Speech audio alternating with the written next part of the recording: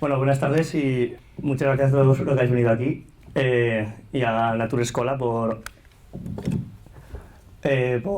organizar estas charlas, que la verdad que creo que son muy interesantes, sobre todo por la situación que estamos viviendo y hacia dónde va todo esto de la transición energética y digital.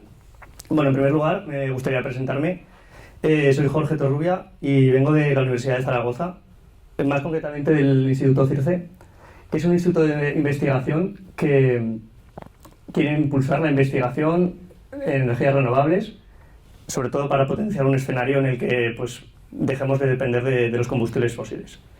Ahora mismo contamos con 5 equipos de investigación y yo trabajo concretamente en el de ecología industrial y eficiencia del uso de las materias primas. Mi directora es la doctora Alicia Valero y en concreto nuestro grupo intenta utilizar la termodinámica para conocer la degradación de los minerales y buscar soluciones al respecto.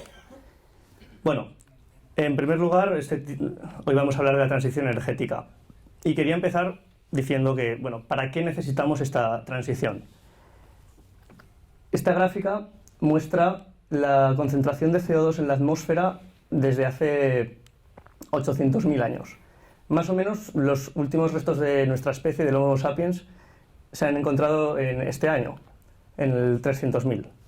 Y vemos cómo pues, se mantienen más o menos en un rango estable hasta más o menos el año 1900. Que bueno, pues todos sabemos que a partir de la revolución industrial y la quema de combustibles fósiles, pues esta concentración de CO2 ha aumentado de forma exponencial. Junto con ella, las temperaturas de la Tierra han ido aumentando igualmente. Vemos que prácticamente en una escala que si las superponemos las gráficas es prácticamente lo mismo. Esto ha hecho que pues, el pasado año ya fuera el más caluroso desde que hay registros. Nos quedamos muy cerca de los 1,5 grados que pretendía evitar el Acuerdo de París. Y pues ha habido muchos desastres en este último año. Caben destacar las inundaciones de Pakistán, que dejaron 1.300 muertos, 8 millones de desplazados. Las de Libia, que pues, después de una fuerte tormenta en septiembre y la rotura de una presa, murieron más de 7.000 personas, arrasando completamente una ciudad. Aparte de importantes sequías, por destacar alguna, en Brasil el Amazonas está en el nivel más bajo de la historia prácticamente. Esto es uno de sus principales afluentes, el Río Negro, y pues podemos ver ahora mismo su estado actual. En Panamá igualmente pues, tenemos ahora mismo un 41% menos de lluvia este año, y esto ha hecho que pues, el tráfico marítimo esté a la mitad. Y por último, un caso cercano es el de Cataluña, que está registrando su peor sequía. Esto es como han ido evolucionando los embalses catalanes desde el año 2022. Vemos que están muy cerquita de la media, pero por la escasez de lluvias pues, han ido descendiendo. Esto sería el año 2023 y en el 2024 estaríamos aquí pues, prácticamente muy cerca ya de los... vaciándose muy rápidamente, ¿no? Y bueno, a pesar de las últimas lluvias, pues parece que no está mejorando la situación, porque justo en las cuencas catalanas no está lloviendo lo que debería. Bueno, y todas estas emisiones de CO2, pues evidentemente están aumentando por la quema de combustibles fósiles, que empezó, como hemos dicho, a partir de la revolución industrial. Entonces, ¿cuál es el gran reto que tiene la transición energética? Pues principalmente abandonar el consumo de combustibles fósiles, pero a la vez mantener el abastecimiento de energía pues para, sobre todo, procesos industriales, donde más se gasta. ¿Cómo hemos llegado a esta situación? Bueno, para hablar un poco, tenemos que pensar cómo sería una sociedad antes de la revolución industrial. En ese momento, básicamente, todo giraba en torno a la fotosíntesis. Los nutrientes del suelo, el agua, el CO2, pues permitía crecer a las plantas y las actividades humanas pues conseguían la energía que básicamente son los alimentos y la madera en ese momento. Todo esto producía residuos orgánicos que finalmente volvían otra vez a generar un nuevo ciclo que se cerraba y volvía a suceder. Entonces, en este momento, los límites al final estaban marcados por la productividad de la tierra, la fertilidad del suelo y la energía pues, por el trabajo animal, tanto de animales como de las personas. Pero tras el gran cambio llegó con la revolución industrial. En este momento, cuando se inventa la máquina de vapor y se pone todo en marcha, por primera vez en la historia es posible transformar el calor en trabajo. El trabajo es la energía mecánica que nos permite producir en masa. Y claro, pues al producir más bienes de consumo, pues, se necesitaba más calor, y ese calor venía del carbón, en última instancia de la minería. Por tanto, si partíamos antes que en la sociedad la energía prácticamente venía de los alimentos y la madera, los ciclos se cerraban y los límites eran la productividad de la tierra, en una sociedad industrial la energía va a venir de los combustibles fósiles y los minerales para transformarlo en infraestructura. Ya no se cierran los ciclos, sino que tenemos muchos más residuos y por tanto contaminación. Y los límites en este caso los veríamos en la extracción de combustibles fósiles y en las emisiones de CO2, que están generando graves problemas medioambientales ahora mismo. Aquí, pues por comparar la imagen que teníamos anteriormente, pues bueno, un esquema muy sencillo, ¿no? Que sería que la producción industrial genera bienes de consumo y energía, y en última instancia residuos industriales que no vuelven a la naturaleza, sino en forma de contaminación tanto de metales pesados como de residuos gaseosos. Bueno, hasta ahora hemos hablado sobre todo de energía, pero una sociedad necesita muchos más sectores para funcionar. Entre ellos, los medios de comunicación, los medios de transporte, las fuentes de energía, por supuesto, las fábricas y los materiales. En este punto nos gusta hacer una comparación con un cuerpo humano, ¿no? Que todos los sectores cómo interactúan entre sí. Entonces vemos que los medios de comunicación podrían considerarse el cerebro, que conecta a las personas y las industrias. Los músculos permitirían el desplazamiento, serían los medios de transporte. La sangre aportaría esa energía para los músculos, y las fábricas serían las hormonas que permitirían el crecimiento de las infraestructuras y de la sociedad. Por último, el esqueleto serían los metales y los materiales, que serían la base de la infraestructura. Entonces, pues eso, como en un cuerpo humano, todos estos sectores se necesitan e interactúan entre sí. Por tanto, no podemos separar, en este caso, lo que es la transición energética de la digitalización. Por poner como ejemplos de cómo han ido cambiando todo esto a lo largo de la historia, pues bueno, en primer lugar, la imprenta fue el último invento de los medios de comunicación antes de la revolución industrial. Los medios de transporte pues se quedaron en tracción animal. Como hemos dicho, las fuentes de energía se limitaban a la madera y las fábricas eran prácticamente artesanales. Tras esto pues se inventó el telégrafo, el ferrocarril, utilizado por carbón, y las fábricas empezaban a utilizar se empezaron a construir las primeras fábricas. Con todo esto, los metales y los materiales utilizados iban incrementándose. Igual en la segunda revolución industrial, con la invención del teléfono, el automóvil, el petróleo, la producción en masa y incrementando el número de metales necesarios. Así sucesivamente hasta llegar al momento actual en el que pues, tenemos teléfonos móviles y ordenadores, vehículos eléctricos, energías renovables y fábricas que funcionan prácticamente de forma autónoma. Todo esto requiere una gran cantidad de materiales y en la actualidad prácticamente utilizamos toda la tabla periódica para producirlos. Por tanto, hemos dicho que las sociedades industriales han necesitado siempre de la minería, pero es que ahora la necesitamos aún más que nunca. Por poner un ejemplo de cómo, vale, alguno se preguntará cuál es la mejora, ¿no? de llegar a la cuarta revolución industrial. Aquí tenemos lo que sería el funcionamiento de una central de gas natural normal, es decir, ¿cuánto cuesta conseguir un megavatio en una central? En primer lugar, pues necesitaríamos extraer los materiales, que harían falta unos 0,3 kilogramos. Para extraer estos materiales necesitaremos energía, unos 8 megajulios, y necesitamos constantemente una producción de una generación de gas natural para producirlo. Esto, por supuesto, tiene una huella de CO2. Estos números no dicen mucho, salvo si los comparamos pues, con una fuente de energía de la transición energética, como son las placas solares. En este caso, para producir 1 megavatio, necesitaríamos ya 8 kilos de materiales. Vemos que el incremento es muy considerable. El gasto de energía para extraer esos materiales, por tanto, también aumenta.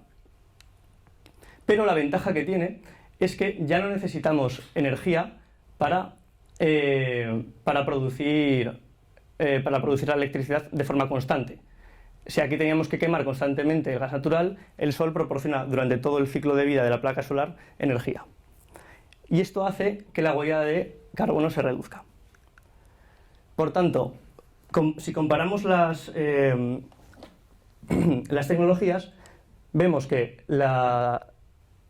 los materiales que se utilizan aumentan de forma considerable, por tanto hace falta mucha más energía para la minería, se van a generar muchos más residuos materiales, pero por otra parte vamos a reducir las emisiones de CO2 y por tanto pues, la energía fósil utilizada en el uso de las infraestructuras.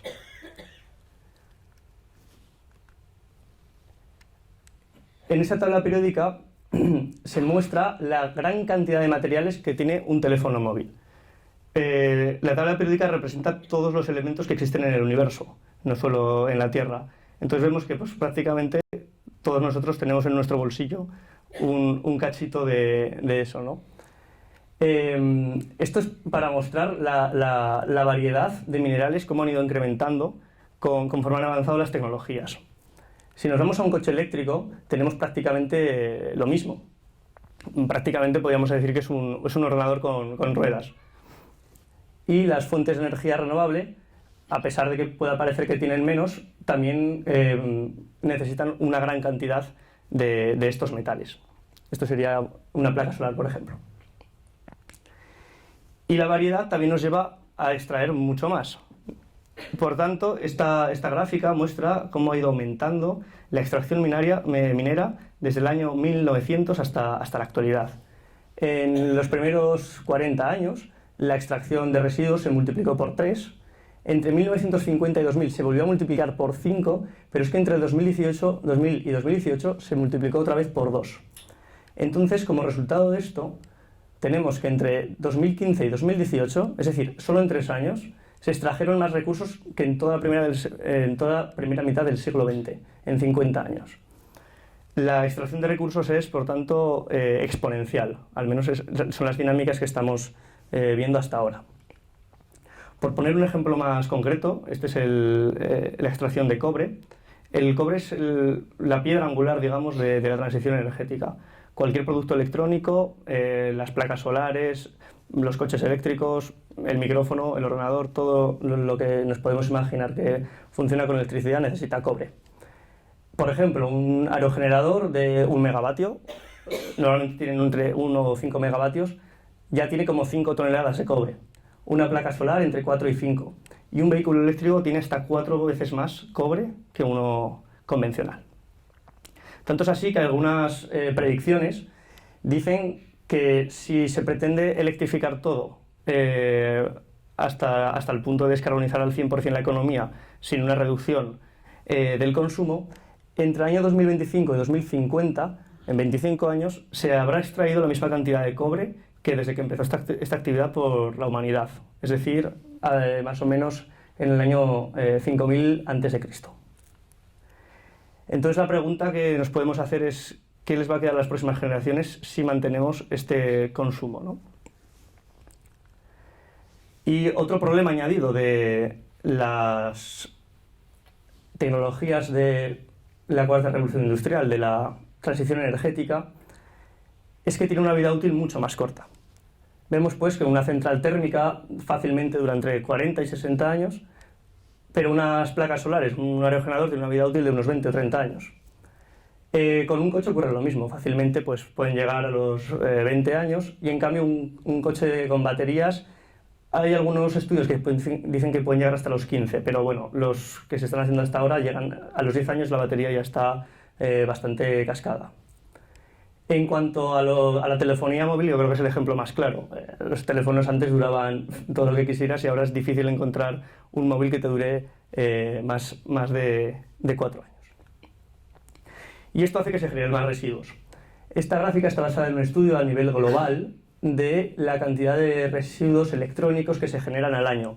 Es la fracción que más rápido crece dentro de los residuos.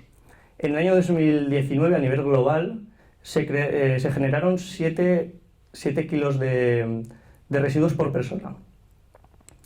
Se prevé que para el 2030 ya sean 9.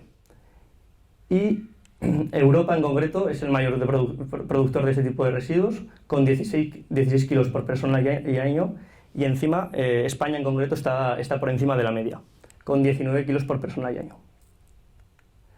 Entonces, por hacer un resumen de lo que hemos visto hasta ahora, vemos que las tecnologías de la transición energética y digital van a producir menos emisiones de CO2 porque consumen menos combustibles de fósiles a lo largo del ciclo de vida, pero por otro lado van a necesitar mucha más variedad y mucha más cantidad de metales. Además, se van a producir muchos más residuos sólidos que luego pues, van a requerir un reciclado, pero por otro lado pues, van a producir menos residuos gaseosos en forma de CO2. ¿Qué consecuencias va a tener esta extracción? Bueno, por poner un ejemplo del riesgo de la variedad, solemos citar la ley de Liebig, en el cual el mejor ejemplo es un barril en el que el agua máxima que puede contener al final le va a marcar el tablón más bajo. Trasladado a lo que estamos hablando, es que el metal más escaso va a marcar la producción máxima que se va a poder tener en un momento determinado. Esto tiene una serie de condiciones, de perspectivas, una geopolítica, otra medioambiental y otra social.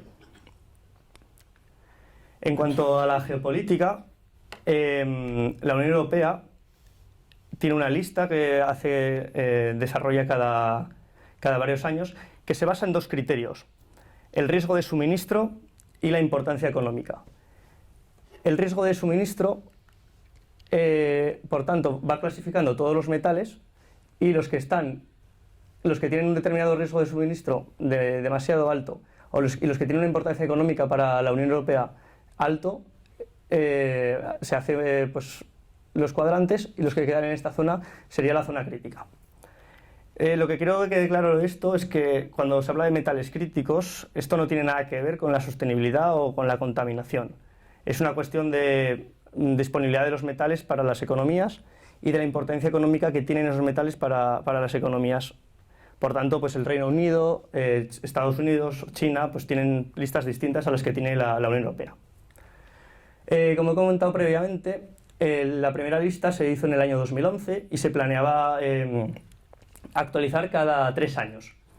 Entonces, en este primer año, en 2011, tenía 14 materias primas.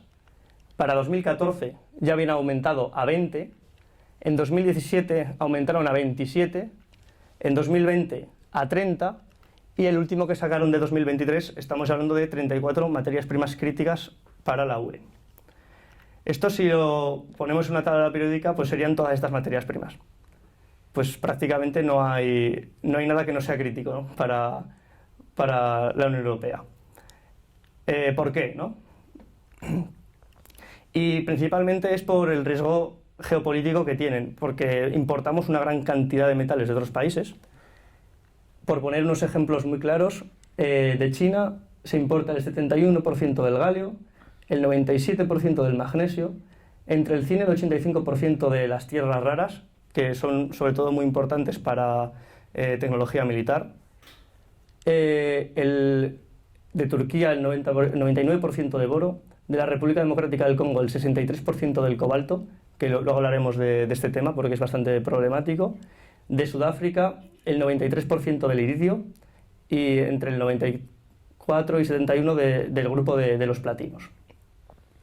Todo esto presenta un gran riesgo de suministro, como hemos dicho, y en gran parte muchas industrias de la Unión Europea dependen de estas importaciones.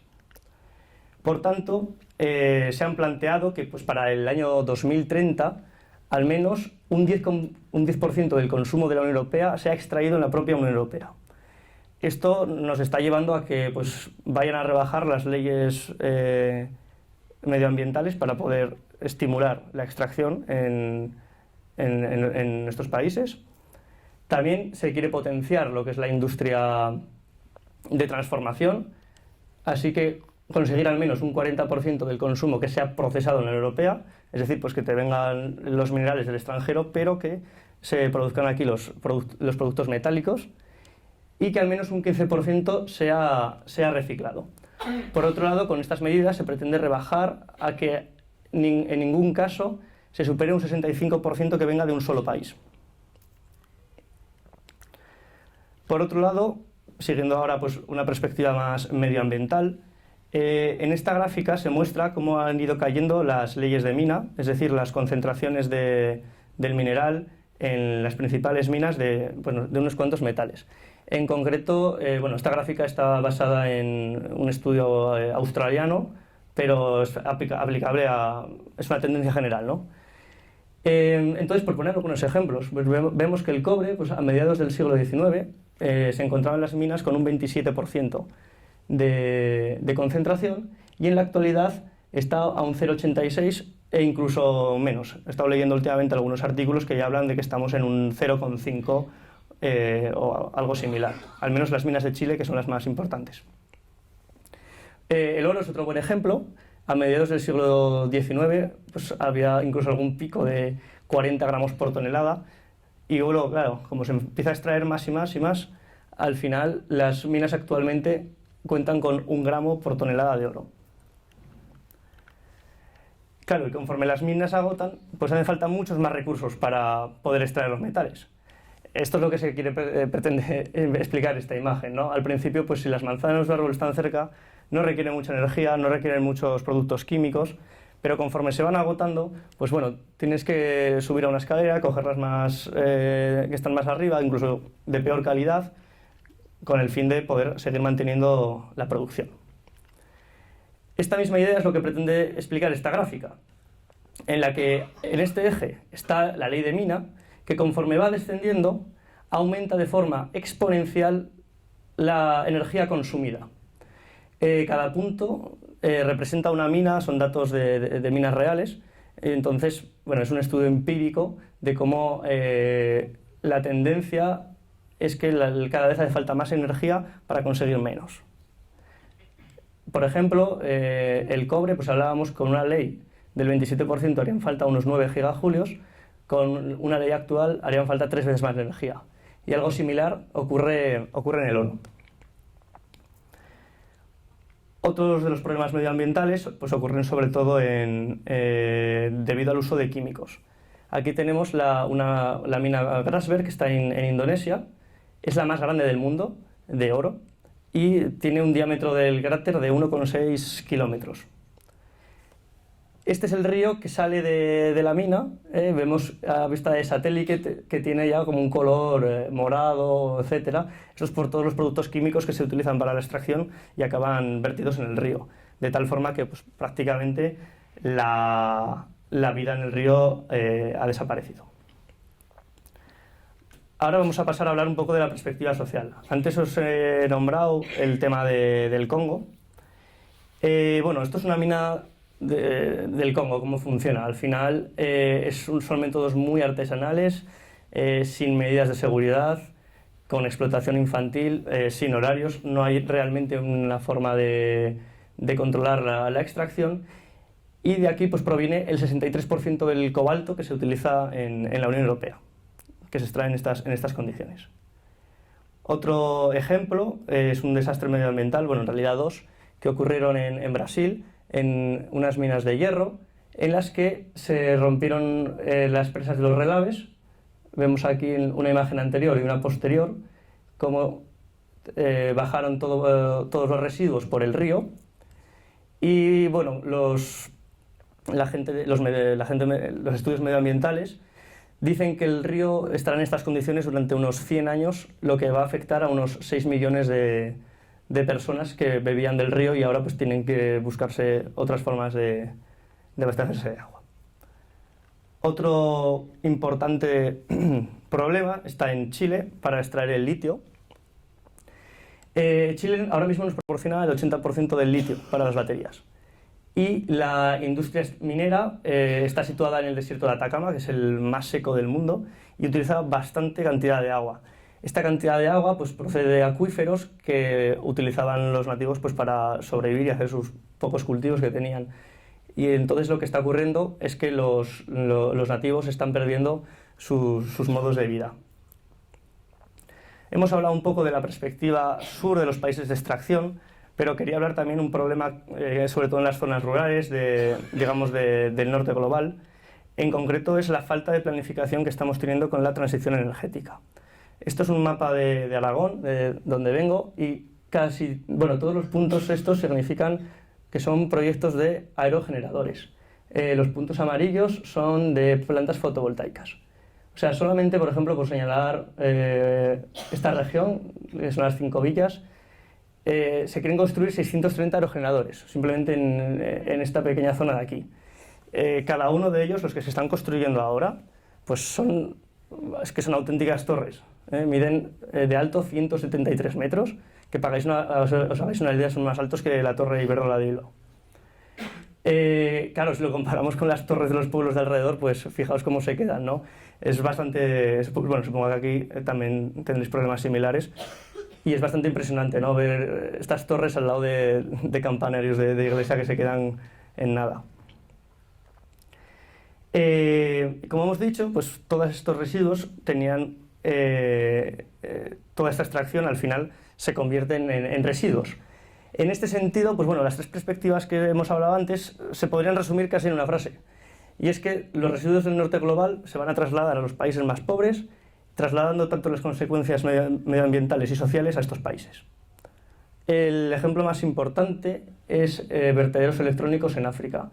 Este es un vertedero electrónico que hay en Accra, en la capital de Ghana, y bueno, recibe más o menos unas 200.000 toneladas al año, principalmente como hemos dicho, de los países ricos, y está considerado el sitio más contaminado de toda África. Hay muchos metales pesados y además también la extracción de metales es muy artesanal. Queman prácticamente los cables al aire, pues generando gases muy tóxicos para la gente que vive ahí. Bueno, por recapitular un poco lo que hemos hablado ahora, es que pues, la extracción mineral presenta varios problemas geopolíticos, que bueno, dependen de cada estado, medioambientales, que por un lado pues, tenemos la degradación y el agotamiento de las materias primas de las minas y el aumento de la energía necesaria para producirlas. En cuanto a los sociales, bueno, en el sur hemos puesto los ejemplos de la explotación laboral infantil en la República Democrática del Congo, los desastres naturales de Brasil o la desaparición de los medios de vida tradicional de Chile. Por otro lado, en nuestra perspectiva, la desaparición también de la falta de planificación de las energías renovables, que está llevando pues, a problemas sociales en el medio rural. Y en cuanto a los residuos sólidos, pues son realmente muy peligrosos tanto para la sociedad como el medio ambiente y se suelen tratar de forma incorrecta en países pobres. ¿Qué soluciones planteamos? Seguro que habéis oído hablar del tema de la economía circular. La verdad que es una buena idea, ¿no? Sería como, bueno, si conseguimos que todos estos residuos volvieran a la economía, al final conseguiríamos tanto reducir los residuos y no tener que enviarlos a estos países que hemos dicho antes, reducir la cantidad de materiales y encima en el ciclo de vida pues aún reduciríamos más las emisiones de CO2. Siguiendo esta lógica, bueno, evidentemente no podremos recuperar todo, como veremos un poquito más adelante, y ahora ya pues, no se dependería tanto de los combustibles fósiles si se completara la transición, sino que todo el peso pasaría a recaer en los minerales. Necesitaríamos los minerales para hacer las placas solares y los aerogeneradores que generarían esa energía también para poder cerrar los ciclos industriales. Entonces los límites los encontraríamos tanto en la extracción minera como en la circularidad de los metales, es decir, en esas pérdidas inevitables. ¿Cuál es la situación actual? Bueno, en esta tabla aparecen en porcentaje los metales que se recuperan al final de su vida útil. Muy pocos, como veis, superan el 50%. Los que más se recuperan además son los que más fáciles son de recuperar realmente. El hierro, el aluminio, el plomo porque es tóxico y el oro y el platino pues al final porque son muy valiosos y son interesantes para... bueno, básicamente porque son valiosos, ¿no? En cambio el resto pues presentan porcentajes de recuperación realmente bajos. Estos elementos de aquí son las tierras raras que he nombrado antes, que vienen en su totalidad de China, que se generan muchos residuos que las contienen en nuestros países y pues prácticamente no se recuperan nada, ¿no? Se pierden, porque no hay procesos ahora mismo para recuperarlas. ¿Cómo de complicado es recuperar un metal? Bueno, en la naturaleza extraerlos es relativamente sencillo, pero cuando tenemos una amalgama de metales es como intentar separar sal y azúcar, pero encima muchas más sales y azúcares y queremos separarlas de golpes. Como os podéis imaginar, es bastante complicado.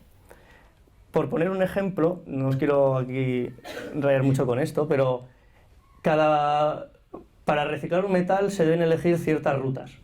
Y cuando elegimos una ruta de metalurgia, el resto de los metales los vamos a perder. Esto nos da la idea de que al final no es posible recuperar todo.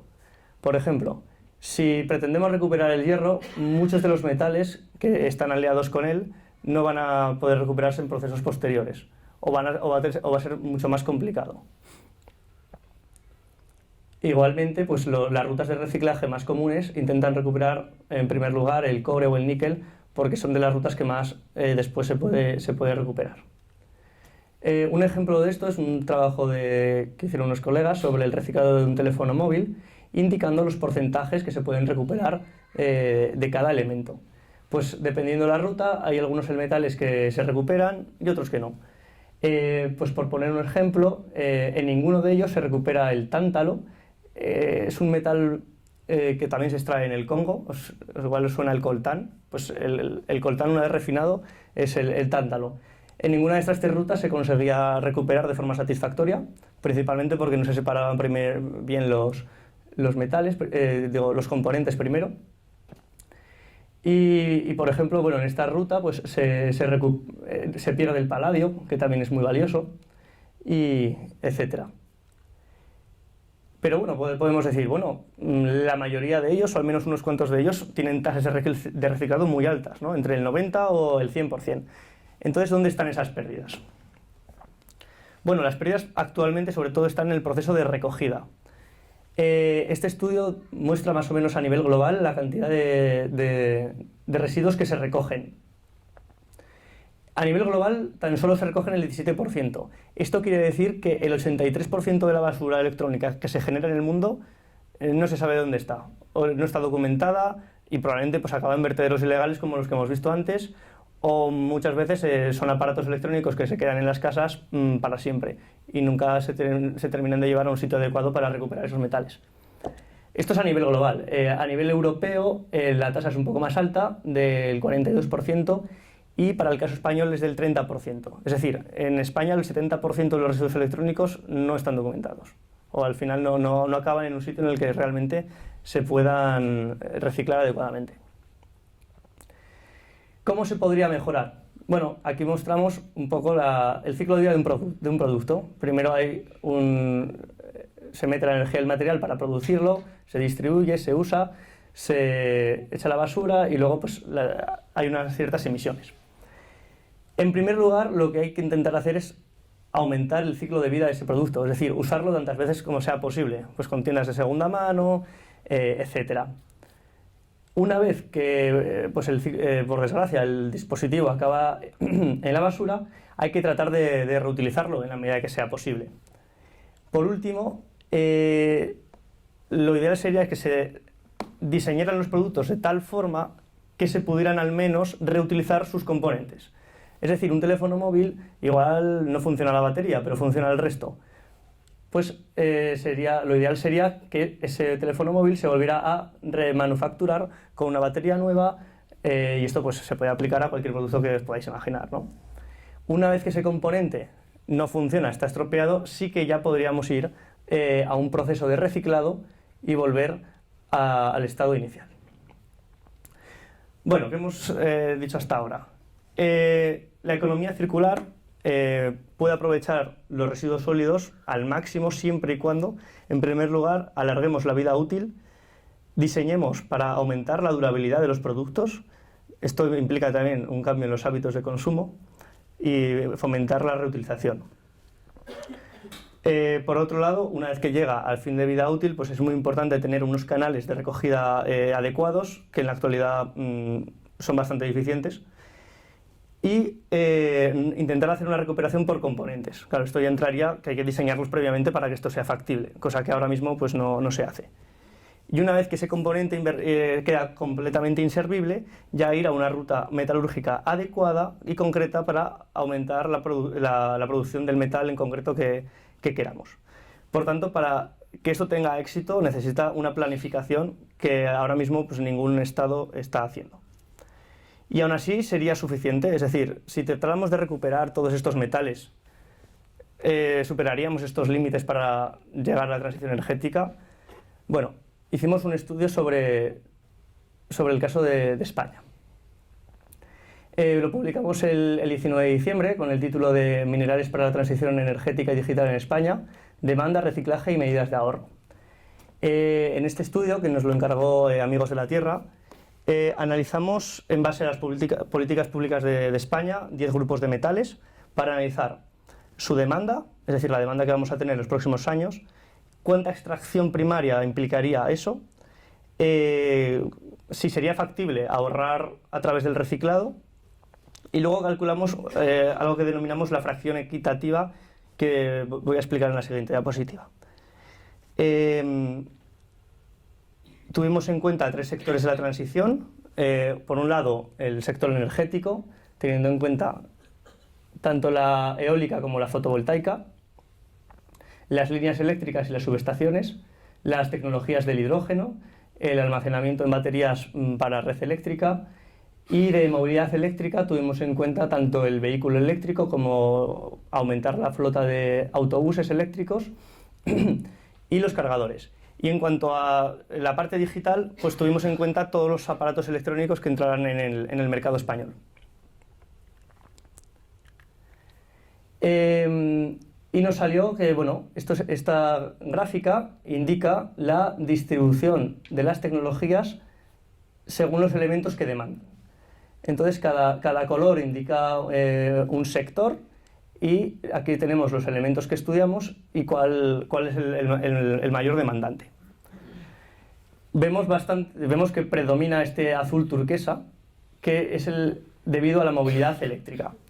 Y es que, pues, un descubrimiento importante es que el coche eléctrico es el mayor demandante de metales para la transición energética, mucho más que las energías. Proporciona el 80% del litio para las baterías. Y la industria minera está situada en el desierto de Atacama, que es el más seco del mundo, y utiliza bastante cantidad de agua. Esta cantidad de agua pues, procede de acuíferos que utilizaban los nativos pues, para sobrevivir y hacer sus pocos cultivos que tenían. Y entonces lo que está ocurriendo es que los nativos están perdiendo sus modos de vida. Hemos hablado un poco de la perspectiva sur de los países de extracción, pero quería hablar también de un problema, sobre todo en las zonas rurales, del norte global. En concreto es la falta de planificación que estamos teniendo con la transición energética. Esto es un mapa de Aragón, de donde vengo, y todos los puntos estos significan que son proyectos de aerogeneradores. Los puntos amarillos son de plantas fotovoltaicas. O sea, solamente, por ejemplo, por señalar esta región, que son las 5 villas, se quieren construir 630 aerogeneradores, simplemente en esta pequeña zona de aquí. Cada uno de ellos, los que se están construyendo ahora, pues son auténticas torres. Miden de alto 173 metros, que os hagáis una idea, son más altos que la Torre Iberdrola de Bilbao. Claro, si lo comparamos con las torres de los pueblos de alrededor, pues fijaos cómo se quedan, ¿no? Es bastante... Bueno, supongo que aquí también tendréis problemas similares. Y es bastante impresionante, ¿no?, ver estas torres al lado de campanarios de iglesia que se quedan en nada. Como hemos dicho, pues todos estos residuos tenían... toda esta extracción al final se convierte en residuos. En este sentido, pues bueno, las tres perspectivas que hemos hablado antes se podrían resumir casi en una frase. Y es que los residuos del norte global se van a trasladar a los países más pobres, trasladando tanto las consecuencias medioambientales y sociales a estos países. El ejemplo más importante es vertederos electrónicos en África. Este es un vertedero electrónico que hay en Accra, en la capital de Ghana, y bueno, recibe más o menos unas 200.000 toneladas al año, principalmente de, como hemos dicho, de los países ricos, y está considerado el sitio más contaminado de toda África. Hay muchos metales pesados y además también la extracción de metales es muy artesanal. Queman prácticamente los cables al aire, pues generando gases muy tóxicos para la gente que vive ahí. Bueno, por recapitular un poco lo que hemos hablado ahora, es que pues, la extracción mineral presenta varios problemas geopolíticos, que bueno, dependen de cada estado, medioambientales, que por un lado pues, tenemos la degradación y el agotamiento de las materias primas de las minas y el aumento de la energía necesaria para producirlas. En cuanto a los sociales, bueno, en el sur hemos puesto los ejemplos de la explotación laboral infantil en la República Democrática del Congo, los desastres naturales de Brasil o la desaparición de los medios de vida tradicional de Chile. Por otro lado, en nuestra perspectiva, la desaparición también de la falta de planificación de las energías renovables, que está llevando pues, a problemas sociales en el medio rural. Y en cuanto a los residuos sólidos, pues son realmente muy peligrosos tanto para la sociedad como el medio ambiente y se suelen tratar de forma incorrecta en países pobres. ¿Qué soluciones planteamos? Seguro que habéis oído hablar del tema de la economía circular. La verdad que es una buena idea, ¿no? Sería como, bueno, si conseguimos que todos estos residuos volvieran a la economía, al final conseguiríamos tanto reducir los residuos y no tener que enviarlos a estos países que hemos dicho antes, reducir la cantidad de materiales y encima en el ciclo de vida pues aún reduciríamos más las emisiones de CO2. Siguiendo esta lógica, bueno, evidentemente no podremos recuperar todo, como veremos un poquito más adelante, y ahora ya pues, no se dependería tanto de los combustibles fósiles si se completara la transición, sino que todo el peso pasaría a recaer en los minerales. Necesitaríamos los minerales para hacer las placas solares y los aerogeneradores que generarían esa energía también para poder cerrar los ciclos industriales. Entonces los límites los encontraríamos tanto en la extracción minera como en la circularidad de los metales, es decir, en esas pérdidas inevitables. ¿Cuál es la situación actual? Bueno, en esta tabla aparecen en porcentaje los metales que se recuperan al final de su vida útil. Muy pocos, como veis, superan el 50%. Los que más se recuperan, además, son los que más fáciles son de recuperar realmente. El hierro, el aluminio, el plomo porque es tóxico y el oro y el platino, pues al final porque son muy valiosos y son interesantes para... bueno, básicamente porque son valiosos, ¿no? En cambio, el resto pues, presentan porcentajes de recuperación realmente bajos. Estos elementos de aquí son las tierras raras que he nombrado antes, que vienen en su totalidad de China, que se generan muchos residuos, que las contienen en nuestros países y pues prácticamente no se recuperan nada, ¿no? Se pierden, porque no hay procesos ahora mismo para recuperarlas. ¿Cómo de complicado es recuperar un metal? Bueno, en la naturaleza extraerlos es relativamente sencillo, pero cuando tenemos una amalgama de metales es como intentar separar sal y azúcar, pero encima muchas más sales y azúcares y queremos separarlas de golpes. Como os podéis imaginar, es bastante complicado.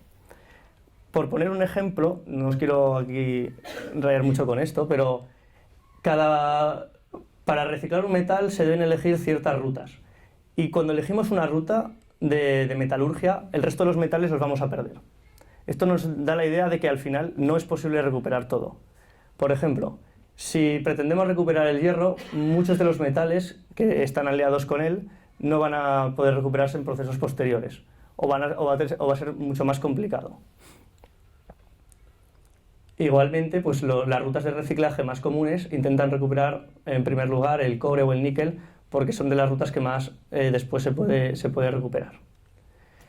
Un ejemplo de esto es un trabajo que hicieron unos colegas sobre el reciclado de un teléfono móvil, indicando los porcentajes que se pueden recuperar de cada elemento.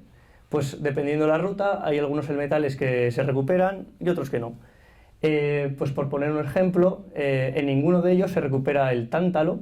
Es un metal que también se extrae en el Congo, igual os suena el coltán. Pues el coltán, una vez refinado, es el tántalo.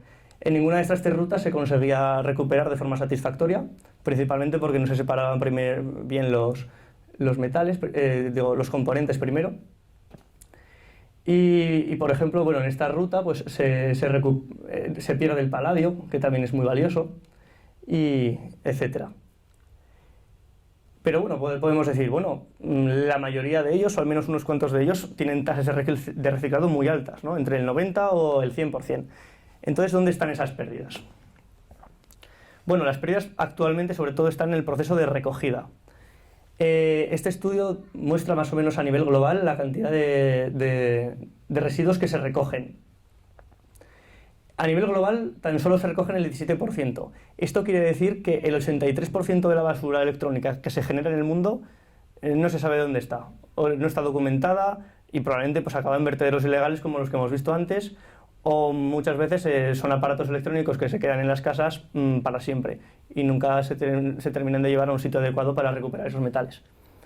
Esto es a nivel global. A nivel europeo la tasa es un poco más alta, del 42%, y para el caso español es del 30%. Es decir, en España el 70% de los residuos electrónicos no están documentados, o al final no acaban en un sitio en el que realmente se puedan reciclar adecuadamente. ¿Cómo se podría mejorar? Bueno, aquí mostramos un poco el ciclo de vida de un producto. Primero se mete la energía del material para producirlo, se distribuye, se usa, se echa a la basura y luego pues, hay unas ciertas emisiones.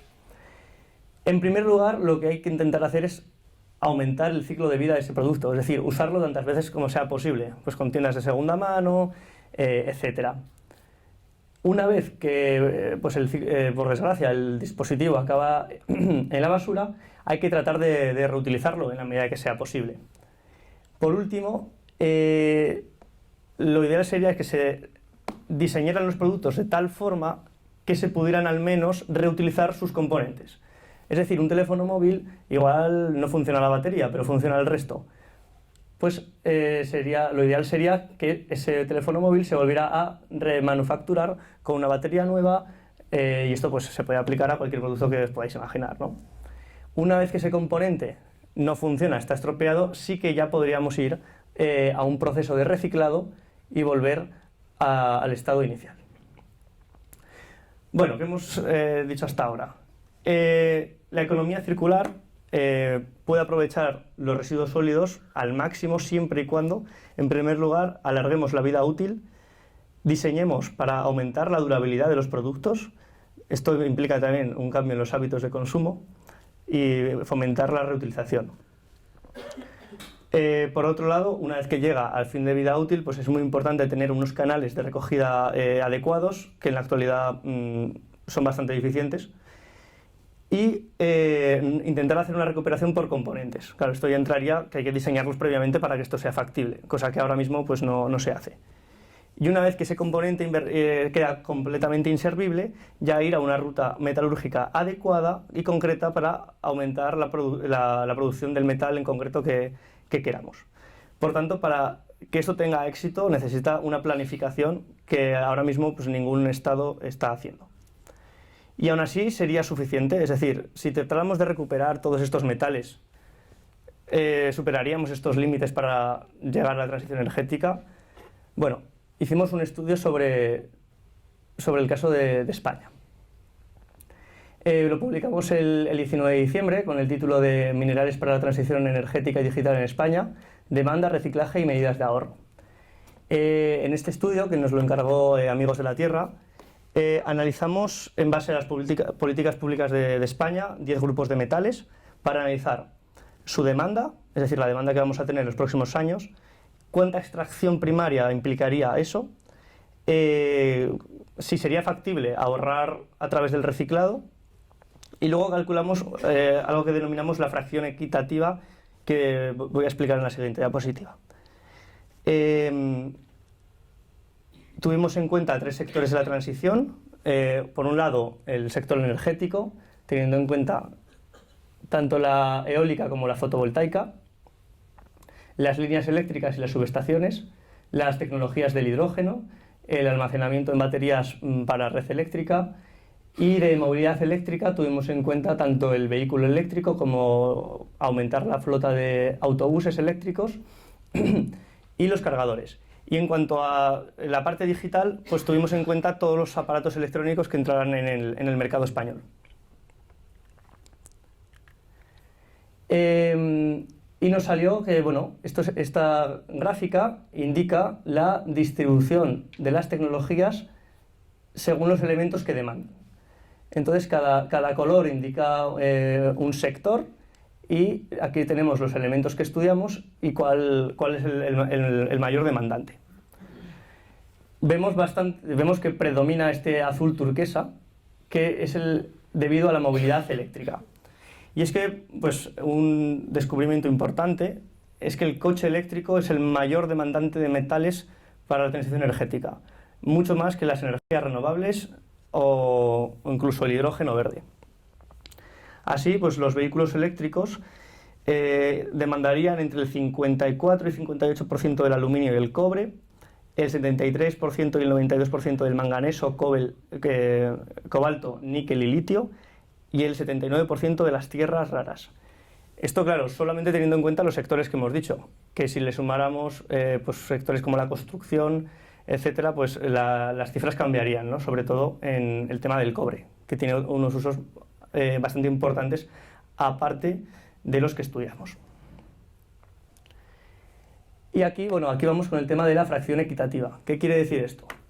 La fracción equitativa, lo que hicimos es trasladar a nivel de habitante qué pasaría si la transición energética que se pretende llevar en España se hiciera a nivel global, y qué porcentaje de las reservas consumiríamos si lleváramos eso a cabo. Por poner un ejemplo, si lleváramos a cabo la transición energética en las mismas condiciones en todo el mundo, consumiríamos el 37% de las reservas de oro, lo que tenemos actualmente. Y así, pues bueno, están aquí mostrados los elementos más importantes. Vemos que el níquel ya estaríamos muy cerca de agotar las reservas a nivel mundial, el litio la superaría en un 45% y el cobalto llegaría a más de doblarlas. Esto sería bajo un escenario sin economía circular, es decir, solo con la extracción primaria. Por otro lado, planteamos un escenario en el que la economía circular entra de una forma muy fuerte. Planteamos una recogida entre el 85 y el 95% y un reciclado también de entre el 80 y el 95%. Son cifras muy elevadas, pero bueno, que en este tipo de informes se llevan a cabo para ver cuál es el consumo después de esto. Entonces vemos que, bueno, el níquel sí que consigue reducirse hasta el 73%. En el litio, aunque ya casi agotaríamos las reservas, no las superaríamos, pero el cobalto requeriría aún casi el doble de las reservas actuales. Entonces fuimos un paso más allá y pusimos una serie de medidas extra. ¿Qué pasa si alargamos la vida útil de los productos? ¿Qué pasa si aceleramos el reciclado? Es decir, que el reciclado entra pasado mañana, ¿no? Además, limitamos el tamaño de las baterías de los vehículos. Esto es muy importante, parece que no, pero claro, cuanto más grande es la batería de un vehículo, más litio consume. Entonces, si tenemos baterías más pequeñas, puede haber más vehículos, aunque tengan menos autonomía. Otra medida era la reutilización de las baterías y, por último, reducir la flota de vehículos eléctricos con más autobuses. Y bueno, aún así, no llegamos, digamos, a llegar a que el cobalto no superara las reservas. Y otro metal que no he comentado mucho es el tema del cobre, que aunque, bueno, parece que no es de los más importantes, este metal se utiliza en muchísimas más aplicaciones que las que hemos estudiado. Más o menos, que según ciertos estudios, solamente el 30% del cobre se utiliza para lo que estudiamos nosotros, es decir, que habría que multiplicar por 3 estos velocímetros para tener una idea. Entonces, pues, todo esto solo teniendo en cuenta los sectores de la transición. Y curiosamente, ¿qué metales son estos? Son los que se utilizan en las baterías del coche eléctrico. Y volvemos un poco a la idea de antes, el coche eléctrico es el mayor demandante de este tipo de metales. Entonces, bueno, aunque las mejores medidas, pues necesitaríamos más cobalto que las reservas. Y ya, bueno, para acabar un poco, quería comentar las principales conclusiones de esta charla. Y es que, bueno, la transición energética y digital, si llega a producirse como está planeado, va a disminuir efectivamente las emisiones de CO2, pero por otro lado va a trasladar estos impactos medioambientales a la minería y a los residuos, con otros problemas añadidos, tanto geopolíticos, medioambientales como sociales. La economía circular es una solución parcial, es necesaria, desde luego. Ayudará a reducir la extracción minera, pero va a necesitar una planificación para poder alcanzar su máximo potencial. Todo esto no es posible bajo una lógica de crecimiento, sobre todo en el tema de la movilidad eléctrica. Y bueno, hemos identificado 4 elementos que podrían superar las reservas. Además, en algún momento determinado, la velocidad de extracción de las minas no podría ser suficiente para la rapidez con la que se quieren hacer los cambios. Y podría haber problemas de suministro en momentos concretos. Entonces, bueno, ¿es posible superar los límites de la transición? Esto ya es una reflexión personal, ¿no? Pero realmente creo que hay que repensar las necesidades humanas, sobre todo de cara a reducir el consumo, y más aún en el norte global, tratar de llevar a cabo medidas de suficiencia y justicia social, llevar a cabo una planificación de la transición con los recursos que se harían falta, y bueno, que tenemos una responsabilidad con los que vendrán después, que hemos hablado aquí casi de agotar reservas y qué habrá después de 2050, ¿no? Hemos hablado hasta este año, pero después de eso la vida sigue y cómo estarán las minas entonces. Y bueno, para acabar, quería decir aquí una reflexión de la comunidad indígena de Chile, ya que hemos comentado el problema del agua. Nos vinieron a decir que la solución eran estos autos eléctricos, la salvación del mundo y todo, pero en realidad no es la salvación. La salvación es la conciencia de cada ser humano que sepa respetar este territorio como lo hacemos nosotros. Si todos tomáramos conciencia del respeto hacia la Tierra, no tendríamos que decir que los autos eléctricos van a salvar el planeta. Gracias.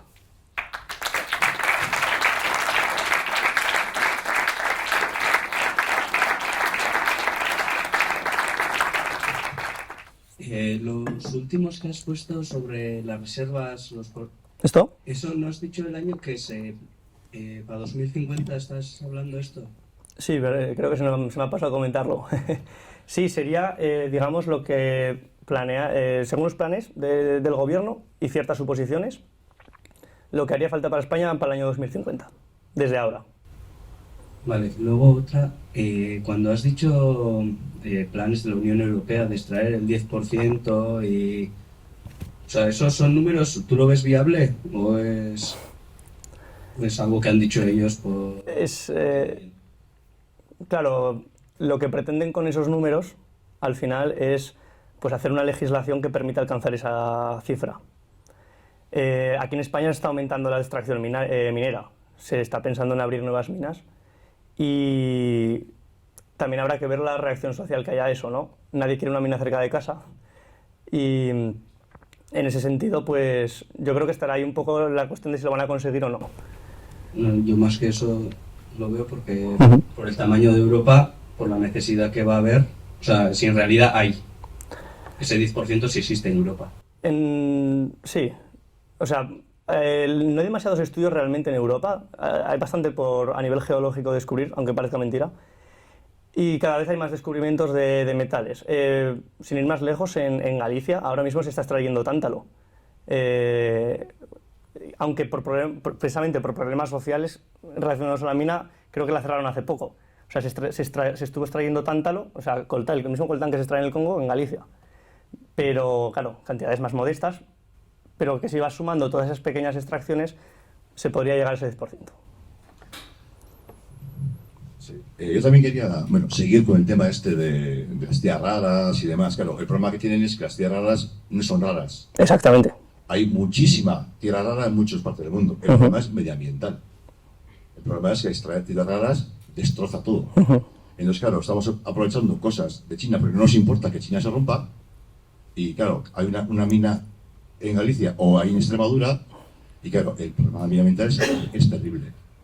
Lo que quería comentarte es si en el estudio este de las reservas de metal se han tenido en cuenta las minas activas, o sea, digamos, el stock que existe en las minas que están actualmente en explotación, o también se toma en consideración las posibles reservas hipotéticas que podría haber, pero que no se conocen, porque claro, extraer aquello, simplemente hacer unas catas o hacer una exploración de la cantidad de la ley que tienen esas minas sobre el tema, el mineral o el elemento químico en concreto, también es también destructivo. Entonces, esos datos son especulativos sobre lo que se cree que pueda haber o son datos reales de minas que estén actualmente en funcionamiento. Reservas, digamos, reservas aseguradas que se sabe que existen. No entiendo muy bien a qué te refieres con las reservas. No, ¿Estás hablando de alguna depositiva en concreto? Sí, o... es por ejemplo, tú sabes, las reservas de petróleo que existen según los yacimientos actuales en explotación. Ah, vale, entiendo. En este caso, sabemos lo que puede haber en las minas abiertas, porque está cartografiado y sabes que el mineral llega hasta tal zona y sabes la cantidad de metros cúbicos que podrías sacar de eso. Pero también hay zonas en las que sabes que hay mineral, pero no sabes cuándo, porque habría que explorarlo.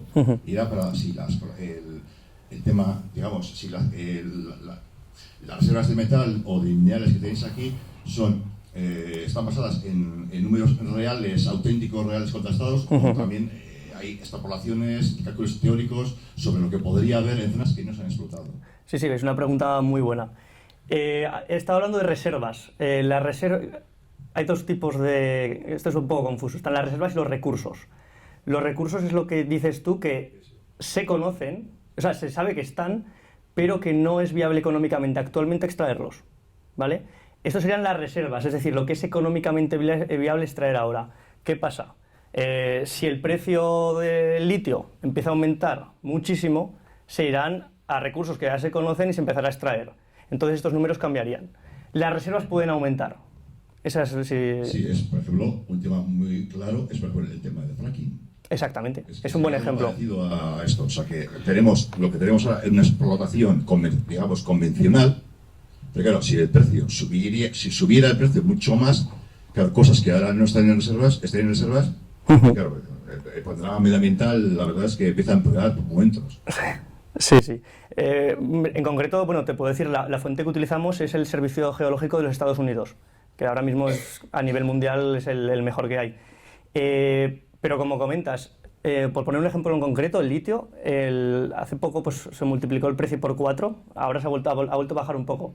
Pero simplemente con eso, las reservas ya se multiplicaron por 2. Es decir, si el precio aumenta, se va a seguir extrayendo. Y es lo que se llaman las reservas. Las reservas es lo que es viable económicamente extraíble en un momento determinado. Y los recursos es lo que se conoce que está, pero por la ley no es viable económicamente. Pero tecnológicamente se podría hacer, si se quisiera. ¿Y se calcula qué impacto tendrá en el futuro? ¿Se calcula que en 20 años empezará a funcionar de una manera general, bueno, o empezar a funcionar la energía de fusión? ¿Y qué impacto tendrá? Y después, si las baterías de pila de hidrógeno amortizaríamos, tendrían menos impacto que el coche eléctrico. Bueno, la verdad que el tema de la fusión, siendo honesto, lo desconozco un poco. Para mí siempre ha sido como la tecnología de los 50 años, ¿no? Siempre queda 50 años para que sea viable. Sí que cada vez hay más inversión en ese tipo de tecnología, pero ahora mismo, vía 10 años, no va a estar disponible ni de coña. Ya, más allá, el resto son especulaciones. Lo que sí que sé es que se está invirtiendo mucho dinero, sobre todo en los Estados Unidos, en el tema de la fusión. Eso cambiaría, por supuesto, cambiaría este escenario, en parte, porque al final la fusión produce energía eléctrica. Y la energía eléctrica sirve para ciertas cosas sí, pero para otras no. Los coches funcionan con gasolina. Es decir, si queremos una movilidad eléctrica con vehículos eléctricos, el escenario de litio, cobalto y níquel nos sigue valiendo igual, porque lo queremos mover con electricidad. En cuanto al hidrógeno, pues es que el hidrógeno en movilidad podría reducir el impacto, ya que no necesitas ese litio, cobalto y níquel, pero por otro lado, se veía en esta gráfica, el hidrógeno verde necesita mucho paladio y platino. ¿Ves? El 77% sería para producir hidrógeno. Entonces trasladarías la presión que tienes en las baterías al platino y al paladio. Quizá lo ideal sería una combinación de ambas, pero ese es un poco el problema, ¿no? De que tampoco hay una tecnología que lo solucione todo.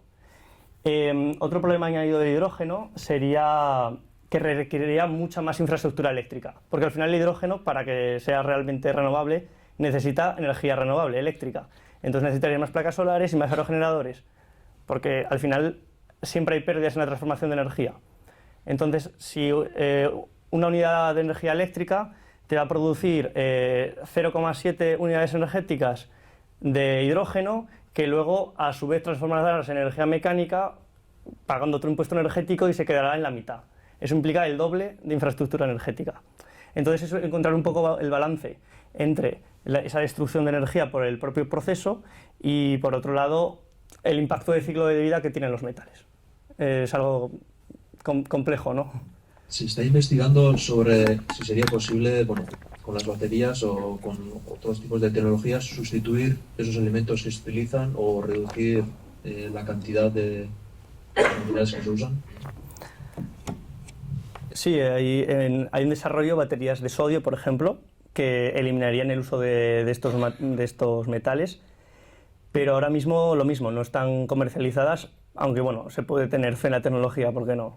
Lo que quiero decir con esto es que, claro, estos estudios están hechos con la perspectiva de hoy, de lo que hoy es viable, tecnológicamente hablando, viable. Si dentro de 10 años una de esas baterías de sodio, por ejemplo, entran en funcionamiento y valen para la actividad, pues todos estos escenarios cambian. El problema, digamos, que siempre va a ser un poco el mismo. Si se quiere cambiar todo ahora por que sea renovable, al final vas a trasladar los impactos que tienes en CO2 a la minería, ya sea de un elemento y otro. Es mejor si son abundantes, claro, que es lo que se pretende hacer con ese tipo de baterías. Hay otras de hierro-aire, por ejemplo, que también pues, funcionan con hierro, que es un metal muy abundante, que también serían una solución. Pero de momento, como digo, para el coche eléctrico, por la densidad energética que dan, las de litio son las únicas que valdrían. Para aplicaciones estacionarias sí que valdría con otro tipo de baterías, por ejemplo. Pues yo te voy a hacer una pregunta. Claro. Como decía uno, te voy a plantear a largo plazo. Decía uno que a largo plazo todos estaremos muertos, pero a largo plazo vamos, o sea, te voy a echar igual 500 años. ¿Es posible una sociedad industrial? Es igual abstracta la pregunta, no sé, pero quiero decir, esto si yo dentro de 10 años, 20 años, vale, puedo ver como cosas que faltan, igual algunas tecnologías no se podrán hacer, pero esto es, si yo lo alargo mucho, ¿no? Uh-huh. Es como, no sé, no lo veo muy viable o igual veo viable una sociedad industrial, pues, del modo de que igual, o sea, del siglo XIX o no sé, o sea. Sí, a ver, es un poco esa es la pregunta que nos hacemos nosotros en nuestro grupo de investigación, ¿no?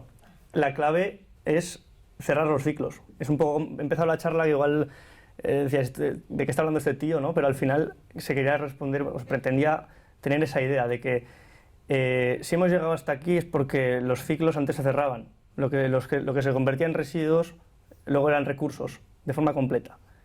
Eso se rompe con la sociedad industrial. Podemos hacerlo nosotros, es decir, podemos transformar nuestros residuos otra vez en recursos de forma que prácticamente no se pierda la calidad en medio. Si somos capaces de hacer eso, podremos tener una sociedad industrial viable en el futuro. Pero tú has dicho que no somos capaces, ¿no? Del todo. Y entonces es como que todo el rato estamos perdiendo. Sí, siempre, ¿sabes? Eso es la entropía, ¿no? Es un poco... Bueno, pero el sol también se acabará algún día, ¿no? Que al final es lo mismo. Entonces, aunque se pierda un poco, la cuestión es que ahora se pierde demasiado, entonces hay mucho que mejorar. Vamos a pensar en eso, en positivo. ¿Por qué no se puede lograr? Pues principalmente porque no hay ninguna planificación, que para mí es el punto clave. No hay nada está pensado para que dure. Ese es el punto que más perjudica a la hora de alargar la sociedad industrial. Y yo, una reflexión de esto, bueno, yo creo que dentro de 500 años no quedará nada que hacer y volveremos a la biomasa directamente, a los primeros hornos de hace 300.000 años de Homo sapiens, que eso por lo menos podrá quedar algo mientras haya cianobacterias, por lo menos. Pero, no sé, ¿habéis intentado también, aparte de esto, algo de biomasa o, por ejemplo, utilizar hidrógeno en motores de combustión, que también se puede, o hidrocarburos sintéticos, por ejemplo? Eso, ¿lo habéis contemplado de una manera también dentro de esto o os está línea que no trabajáis? No, sí, a ver, bueno, nuestro campo de investigación es sobre todo la metalurgia, ¿no? Entonces, lo que sí que hemos hecho estudios es sobre, en vez de utilizar coque o gas natural para reducir metales, pues utilizar hidrógeno. Y funciona bien, realmente. Entonces, muchos de los estudios que hemos hecho es eso, cómo cambia el impacto medioambiental, teniendo en cuenta todo el ciclo de vida, ¿no? Porque, claro, hemos dicho que si quieres fabricar ese hidrógeno verde, tiene una huella detrás, una huella de metales.